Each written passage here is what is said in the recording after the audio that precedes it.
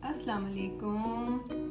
इस वक्त मैं आपको एक होम रेमेडी बताती हूँ जिससे कि फ़ौरी तौर पे खांसी ठीक हो जाती है। आप भी ट्राई करें। इम्यूनिटी बूस्टर भी है और इंस्टेंट कॉफ रिलीफ। इसमें एक आप टेबल स्पून लें। इसमें थोड़ा सा मैंने डाला है ग्राउंड ब्लैक पेपर, काली मिर्च का पाउडर,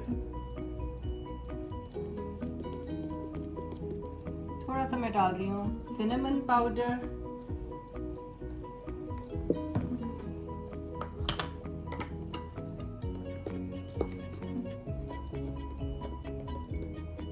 थोड़ा सा है जिंजर पाउडर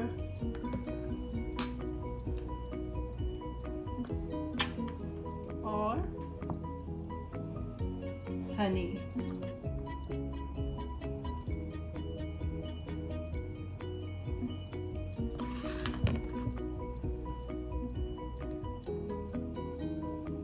गले की खराश, जो हल्की हल्की हर वक्त खांसी हो रही होती है, पोस्ट नेजल ड्रिप, ये सब चीज़ें फौरी तौर पे ठीक हो जाती हैं। दिन में एक बार ही ले लें तो आपको फ़र्क पता चलेगा।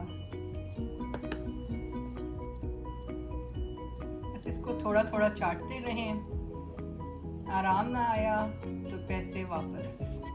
ठीक है, आप भी ज़रूर ट्राई करें और बताएं कि कैसा लगा। बाय।